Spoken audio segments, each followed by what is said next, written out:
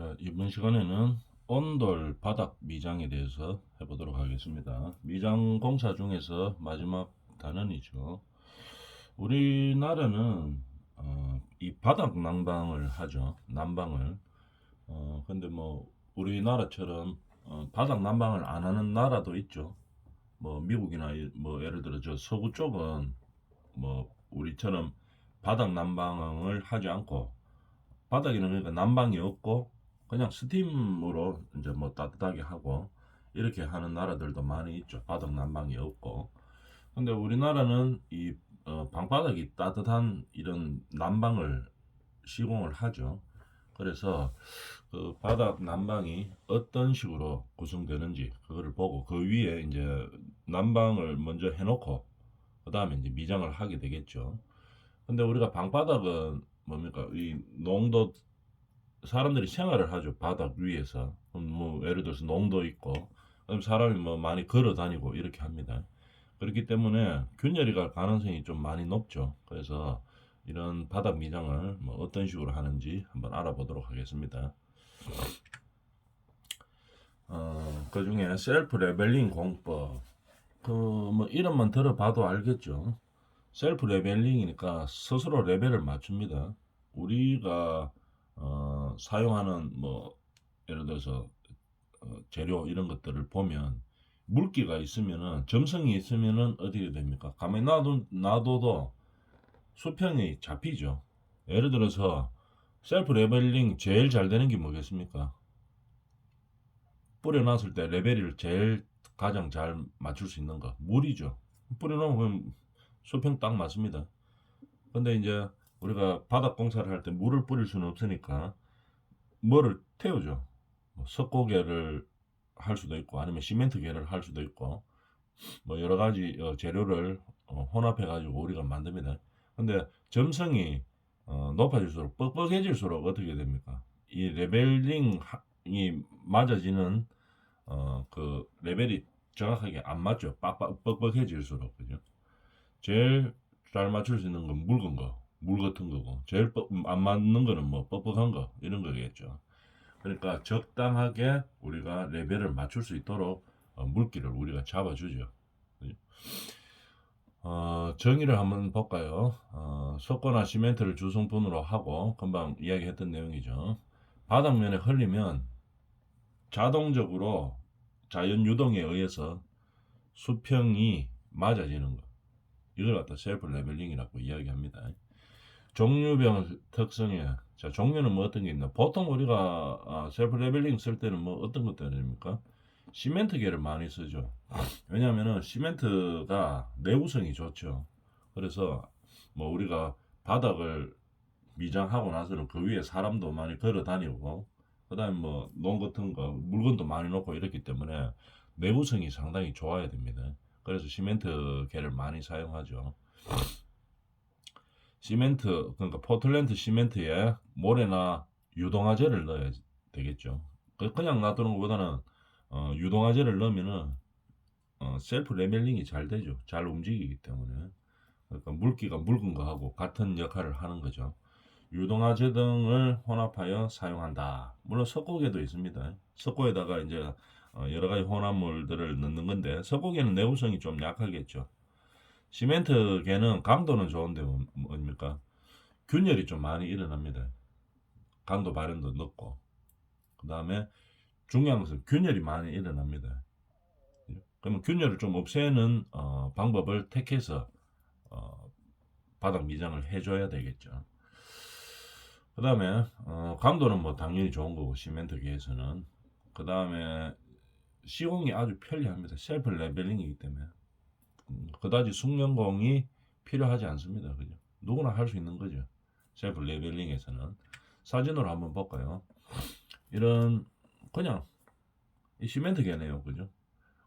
옆에 태핑을 하죠. 옆에 뭐 이 걸레바지 베릴 수가 있으니까 이렇게 태핑 해놓고 그 다음에 부으면 끝나는 겁니다. 그죠? 거의 맞아지죠. 마지막에 조금 뭐 우리가 바닥 미장을 하면 되지만 이런 셀프 레벨링을 우리가 많이 활용하죠. 공법을. 그래서 시멘트계 이 유동화재가 물론 많이 태워져가 있겠죠. 이런 거 파는 대로 해가지고 필요한 경우에 우리가 스스로 레벨을 찾을 수 있는 저런 제품을 사서 부어주면 되겠죠. 저렇게 간단하게 할 수도 있습니다. 근데 실제로 우리가 건물을 신축하는 데는 이거 이 드럼모통으로 사가지고 이 불러서 하면은 너무 많이 들어가죠. 그죠? 그래서 이런 건 간단한 뭐 인테리어 공사할 때나 사용하는 거고 실제로 건물을 지을 때는 이렇게 안 하죠. 그래서 밑에 구성이 어떤 식으로 되어 있나 한번 봅시다. 우리가 집에서 사용하는 우리가 온돌, 난방 구조가 어떻게 되어 있는가 한번 볼까요? 그러면은 우리가 방이 따뜻하게 되는 것은 어떤 원리입니까? 우리가 방바닥에 엑셀 파이프가 지나가고 있죠. 엑셀 파이프가 지나가고 그 안에 물이 있습니다. 그래서 우리가 보일러에서 물을 끓이죠. 물을 따뜻하게 만든 다음에 그 다음에 이 방으로 돌려주는 겁니다. 그럼 물이 따뜻하기 때문에 돌면서 방을 따뜻하게 만드는 거죠. 그럼 구성이 어떻게 되어 있는가 한번 볼까요? 우리가 맨 처음에 골조를 세우면 이 슬라브 여기 콘크리트가 처음에 있게 되겠죠. 슬라브 골조 올라갈 때 슬라브만 딱 있습니다. 요 위에 첫 번째로 뭘 하는가 하면은 요즘 층간소음 이런 것 때문에 바닥에다가 충격 방지제, 그죠? 그러니까 뭐 소음 방지제를 까는 거죠. 바닥 충격 방지제, 소음 방지제를 많이 씁니다. 일단 슬라브 위에 첫 번째로 소음 방지제, 충격 방지제를 깝니다. 깔면 우리가 그 다음에 뭐를 까느냐? 우리가 가만히 한번 생각해 봅니다.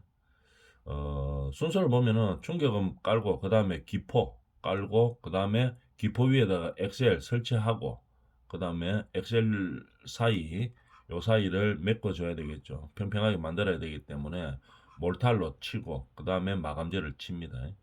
근데 우리가 높이라든지 이런 것들을 생각해 보면 어떻게 해야 되는가를 한번 생각해 볼까요? 우리가 처음에 바닥 난방이 되어 있기 때문에 현관에서 신발 벗고 마루 올라갈 때 한번 생각해 봅니다.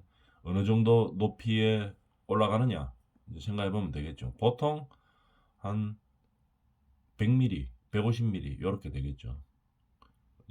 요 위로 올라갑니다. 그죠? 올라가서 우리가 이제 마루가 시작되겠죠. 그 높이 안에 요게 다 있는 겁니다. 근데 우리가 마루에 올라가기 전에 신발 벗어놓는 현관도 뭐가 있습니까? 타일로 보통 발라놓죠. 타일로 높이도 있을 거고 그 다음에 그만큼 빼줘야 되겠죠. 타일로 높이가 예를 들어가 뭐 한 30mm 정도 된다. 그러면 요 슬라브 위에 타일을 바르게 되겠죠. 바르고 그 다음에 요 한 30mm 되고 그 윗부분 요게 이제 우리가 마루 높이가 되겠죠. 보통 한 100에서 150mm 정도 이렇게 높죠. 그죠? 이런 식으로 되어 있습니다. 그럼 구성은 이렇게 되어 있는 거죠. 그러면 여기서 보통 슬라브 위에서 전체 마감까지 보통 한 벽돌 3장 정도 놓고 하죠. 벽돌 3장이 한 어느 정도 높이가 됩니까? 보통 뭐 5.7cm 정도, 57mm 정도 되니까 6이라고 자면 6, 3, 18. 그 다음에 몰탈 두께가 대충 한 200mm 정도 되겠죠. 20cm 정도 올라가가 마감이 되는 겁니다. 그죠? 그 정도로 높이로 보통 잡죠. 그러면 구성은 이제 이렇게 되는 겁니다. 20cm, 그러니까 200mm 안에서 요게 다 이루어져야 되겠죠. 슬라브 위에서 보통 벽돌 3단 정도 놓고 마감하기 때문에 그렇습니다. 그러면은 여기서 요 슬라브 위에서 요까지 마감까지 한 200mm 정도 보면 되는 겁니다. 그 다음에 이제 층간 소음제를 첫 번째로 이제 깔죠. 보통 뭐 한 50mm 정도 이렇게 됩니다. 40에서 50mm 정도. 그 다음에 그 위에다가 기포 콘크리트를 치는 거죠. 왜냐하면 이 위에 깔면은 꿀렁꿀렁거리죠. 그래서 이건 이거 위에 어느 정도 높이를 맞춰줘야 되기 때문에 가장 쉬운 거 기포 콘크리트를 칩니다. 기포 콘크리트는 뭐냐 하면은 시멘트에다 그냥 물만 섞은 겁니다. 모래 이런 거를 안 하고 그냥 물만 섞는 거죠. 물하고 시멘트하고 섞어서 그냥 뿌리는 겁니다. 그러면 이게 뭐 어떤 좋은 점이 있나 하면은 유동성이 상당히 좋죠. 물론 유동화제도 필요한 경우에 태우겠지만 유동성이 좋아가지고 이게 뭐 한 50mm 정도 이 필요한 높이만큼 올리는 겁니다. 그러면은 유동성이 좋아가지고 그냥 놔두면은 셀프 레벨링이 되는 겁니다. 우리가 일반 몰에 들어가는 거를 하면은 유동성이 그렇게 좋지가 않아죠. 그래서 사람이 일일이 다 뭐 평탄화를 시켜줘야 되는데 이 기포 콘크리트 기포 치면은 어떻게 됩니까? 유동성이 상당히 좋기 때문에 그냥 뿌려 놓으면은 이 자동적으로 수평이 거의 맞죠. 물론 마지막에 조금은 이제 어 사람이 밀대 같은 걸로 조금 처리는 해줘야 되지만 거의 맞습니다. 그죠? 그 다음에 이제 굳히겠죠. 양생을 시키는 겁니다. 그러면 요 높이를 한번 생각해 볼까요? 대충 요 충격 방지제, 소음 방지제 이거는 뭐 제품 재질 따라 다르니까 요거 뭐 한 50mm 정도. 그 다음에 요것도 한 50mm. 그 다음에 요 위에가 중요하죠. 마감이 한 10mm 정도 보통 됩니다. 보통 뭐 합니까? 조금 고급으로 하려고 하면 각마루, 그 다음에 뭐, 데코타일 할 수도 있고, 보통 각마루 많이 하죠. 아니면은 뭐 여러 가지 장판도 있고 이럴 수도 있는데, 요거 높이 한 10mm 잡고, 그 다음에 요 안에 우리가 엑셀이 지나가죠. 엑셀이 기포 위에다가 고정을 시키는 겁니다. 양생되고 나면. 물론 메쉬로 딱 정확하게 고정시킬 수도 있고 아니면 핀을 박아서 딱 고정시킵니다. 고정시키면 이 엑셀 파이프가 보통 25mm죠, 요즘. 25mm로 엑셀 파이프가 돌아가는 겁니다. 돌아가고 그 다음에 요 사이사이가 비게 되겠죠. 엑셀에서 엑셀 사이. 요도 뭘 메꿔줘야 됩니다. 메꿔주고 그 다음에 우리가 사람이 걸어 다니고 물건을 놓고 하기 때문에 바로 엑셀에 딱 붙이면 안 됩니다. 그죠? 강도가 있어야 되기 때문에 엑셀보다 약간 더 높이만큼 쳐줘야 되겠죠. 요 치는 걸 갖다 몰탈이라고 이야기합니다. 몰탈은 어떻게 됩니까? 이 기포보다 강도가 좀 훨씬 센 겁니다. 콘크리트죠, 콘크리트. 몰탈 콘크리트입니다. 그럼 이거는 기포는 현장에서 그냥 기계에다가 시멘트하고 물하고 태워서 이제 펌프 쏘는 차가 있죠. 차량이 호수 길게 되어 있는 그 차량으로 하면 되는 거고 몰탈은 실제로 이 레메콘 회사에서 콘크리트로 받아야 되는 겁니다. 이거는 콘크리트죠. 왜냐하면은 이거보다는 강도가 훨씬 세야 됩니다. 직접적으로 이 걷는 하중이나 뭐 적재 하중을 견뎌야 되겠죠. 여기서 이제 크랙이 가면 안 되기 때문에 그래서 강도가 센 콘크리트 몰타를 사용하는 거죠. 보통 한 40mm 정도 올라갑니다. 이게 너무 두꺼워 보면 방이 안 따뜻하죠. 요 엑셀 위에 여기가 너무 두꺼우면 방이 안 따뜻해집니다. 근데 너무 얇으면 어떻게 됩니까? 깨지죠. 강도가 없기 때문에 깨져가지고 이 크랙이 많이 가고 그 다음에 실제로 너무 얇으면 사람이 걸어 다니면 이거 깨질 수도 있습니다. 그래서 잘못하면 이 엑셀에 파손이 올 수도 있고 이제 이렇게 되겠죠.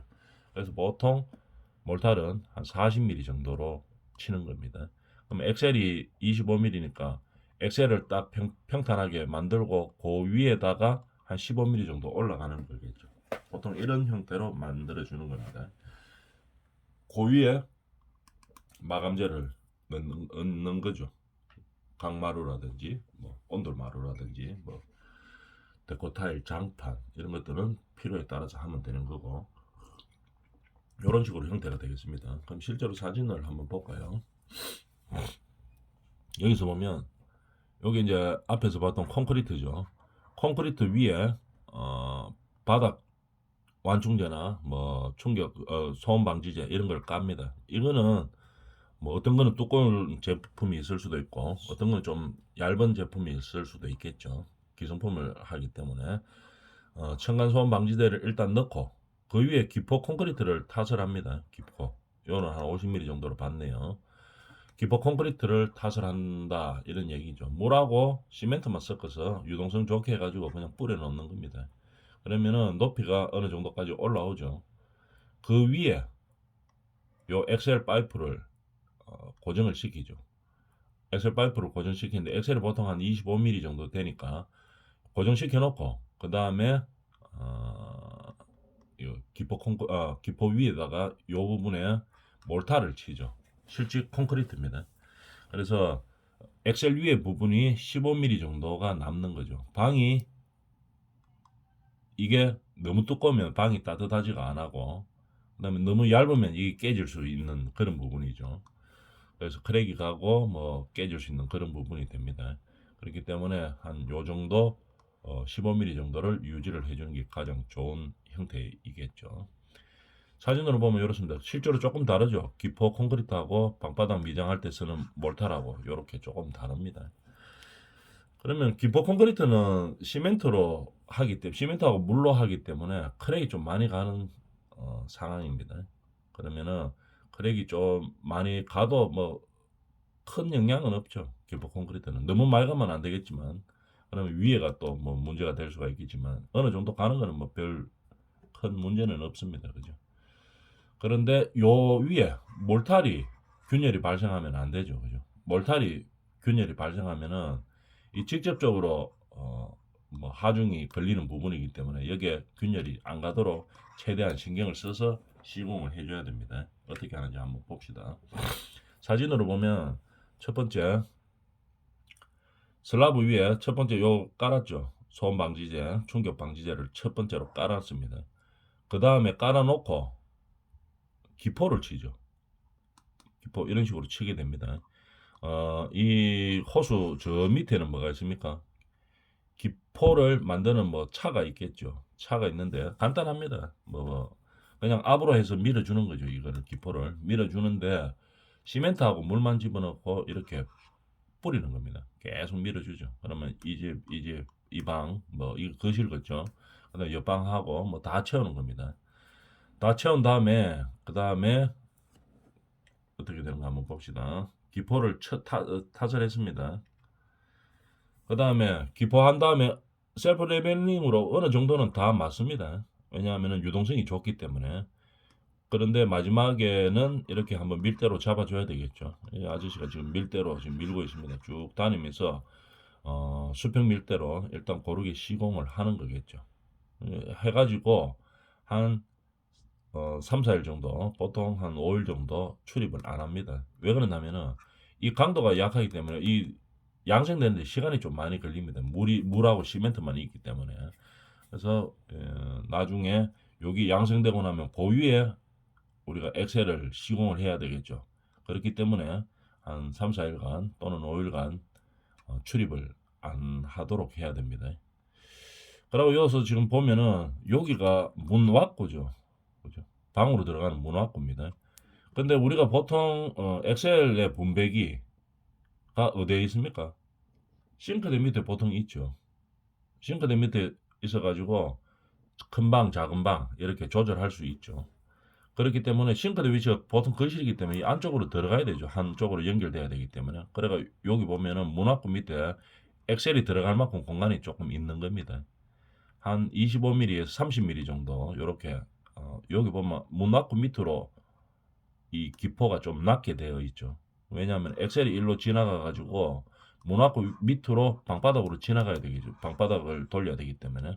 그래서 요 엑셀이 지나가는 높이만큼 요렇게 떨궈주는 겁니다. 이 기포 높이를. 이렇게 해가지고 기포가 이제 양생이 되는 거죠.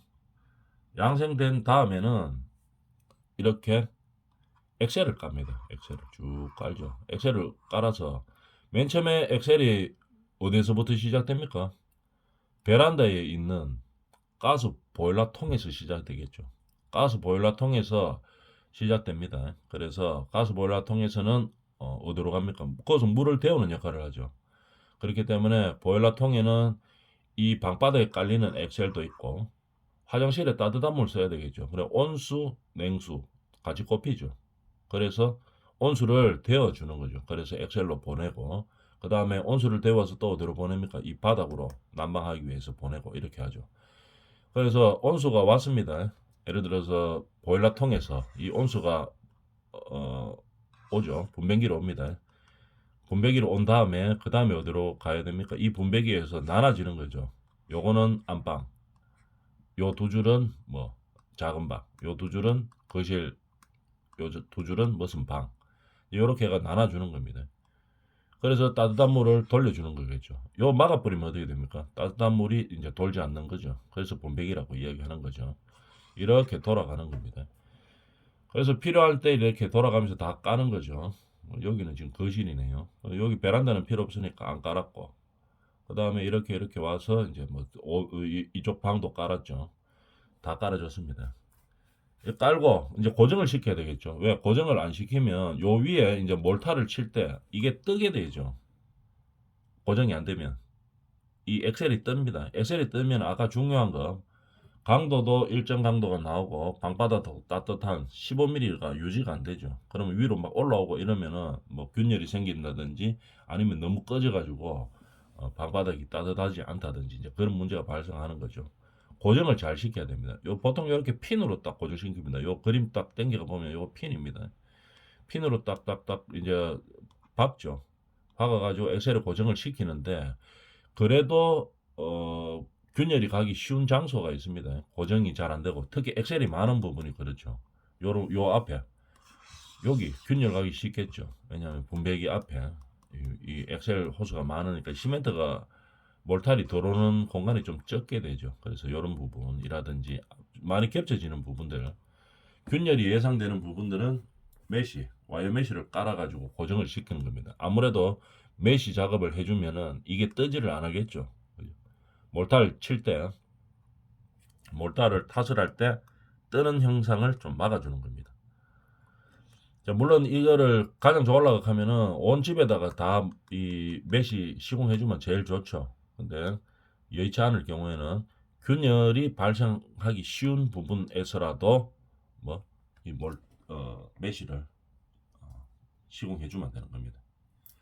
자, 그러면은 이제 엑셀 파이프가 다 이제 필요한 곳에 다 완성이 됐습니다. 그 다음에 어떻게 합니까? 마지막 작업. 방바닥 미장을 해야 되겠죠. 바닥 미장을 하는데 뭐로 한다 그랬습니까? 몰탈로 한다 그랬죠. 기포가 아니고, 기포는 약하기 때문에 안 됩니다. 그죠? 다 깨져 버리죠. 그래서 몰탈, 실제로 콘크리트로 타설을 하는 거겠죠. 이런 식으로 한 40mm 정도를 탓을 합니다. 미장을 완성해서 양생시키면 되는데 기포는 뭐 아까도 말했지만 어느 정도까지는 뭐 균열이 가고 자동적으로 나는 균열 정도가 뭐 발생해도 뭐 큰 관계는 없습니다. 그런데 이 몰탈은 균열을 하면 안 되죠. 그래도 하다 보면 뭐 갈 수도 있겠지만 또 최대한 안 가도록 몰탈은 미장을 해줘야 됩니다. 그러면 양생할 때 어떻게 합니까? 자주 미장칼로 밀어주면 되는 겁니다. 그래서 바닥 몰탈 타설시 주의점에 대해서 한번 볼까요? 이렇게 엑셀이 돌아갔을 때 아까 이야기했다시피 균열이 가기 쉬운 이런 부분에는 어떻게 됩니까? 보강을 해주는 거겠죠. 메시 같은 걸로 깔아주고 그 다음 바닥 몰탈을 하는데 배합변은 시멘트 모래가 1대3 정도로 하는 겁니다. 그 다음에 이제 몰탈을 탓을 했죠. 탓을 즉시 어떻게 1차적으로 수평 고름을 시작합니다. 수평을 골아주고 그 다음에 조금 기다립니다. 그 다음에 2차 미장을 합니다. 뭐로 하느냐 하면은 보통 밀대로 많이 하죠. 수평 밀대 그런 걸로 해서 충분한 다짐을 위해 1차 미장 후에 물기가 좀 빠진 다음에 그 다음에 미장을 또 하는 겁니다. 미장을 한 번 더 하는 거겠죠. 그 다음에 또 합니다. 3차 미장 보통 소성 균열을 없애기 위해서 그 다음에 어느 정도 시간이 지난 다음에 3차 미장을 하는 거겠죠. 물이 좀 더 빠진 다음에 균열 갈 것 좀 가고 한 다음에 다시 미장을 해주는 거겠죠. 1차, 2차, 3차에 걸쳐서 보통 해주는 겁니다. 그래서 바닥 몰타를 거기서 그럼 또 한 번 더 하면 어떻게 될까요? 더 균열이 많이 없어지겠죠. 여기다가 사람 손으로 하는 것보다가 히네시아라고 기계 있죠. 그거 돌리면은 더 미장이 깔끔하게 나오죠. 근데 히네시아까지는 보통 안 돌립니다. 방바닥에서는 면이 깨끗해야 되는 그런 주차장 같을 때 히네시아를 돌리는 거고 사람이 미장칼로 보통 하죠. 중요한 것은 물 빠지고 계속 미장을 해주는 겁니다. 보통 한 3번 정도. 처음에 탓을 하자마자 미장 한번 하고 그 다음에 좀 기다렸다가 물이 빠지면 그 다음에 또 미장을 2차 미장을 하고 그 다음에 좀 더 기다렸다가 그 다음에 3차 미장을 해주는 겁니다. 뭐 균열을 방지하기 위해서. 이렇게 미장 횟수가 많아지면 계속 우리가 미장을 해주면 어떻게 균열 발생하는 게 가장 좀 작아지겠죠, 횟수가. 그 다음에 이제 양생을 시키면 됩니다. 양생할 때는 우리가 일반적으로 양생하는 기준이 있죠. 급결되면 안 됩니다. 빨리 건조되면 안 되겠죠. 그래서 2, 3일 정도는 출입 차단하고 양생을 하는데 항상 뭡니까? 이 물이 있기 때문에 이 뭐야? 얼면 안 되죠. 그래서 겨울철에는 시공할 때는 얼지 않도록 조심하고 항상 실내 온도를 5도씨 이상으로 유지시켜 줍니다. 근데 여기서 가장 중요한 것은 보일러 돌려버리면 안 되죠. 이게 말로 넣는다고 보일러를 만약 시공대가 있는 상황이죠. 엑셀이 시공대가 있으니까 그래가 보일러가 달려가 있으니까 그냥 돌려버렸다. 어떻게 됩니까? 마르기는 빨리 마르는데 이게 물이 서서히 증발하면서 양생이 돼야 되는데 막 떠보니까 빨리 물이 양성해 가지고 마르게 되는 거죠. 그러면 어떻게 됩니까? 크레이가 가죠. 크레이가 가게 되겠죠. 빨리 건조가 되기 때문에. 그래서 항상 이 보일러 돌리면 안 됩니다. 이게 양성시킬 때 바닥 미장할 때. 그래서 보일러는 한참 경과한 다음에 완전히 마른 3개월 이후에 그때 돌리도록 하는 겁니다. 서서히 양생시키는 게 중요하죠. 그래서 절대 시공이 되어 있어도 보일러를 돌리지 않습니다. 보일러 돌려서 말루라고 하면은 균열 다 갑니다. 자, 이런 식으로 양생할 때 조심하면 된다는 얘기였습니다. 자, 바닥 미장에 대해서 해봤고 다음 시간에 또 하도록 하겠습니다.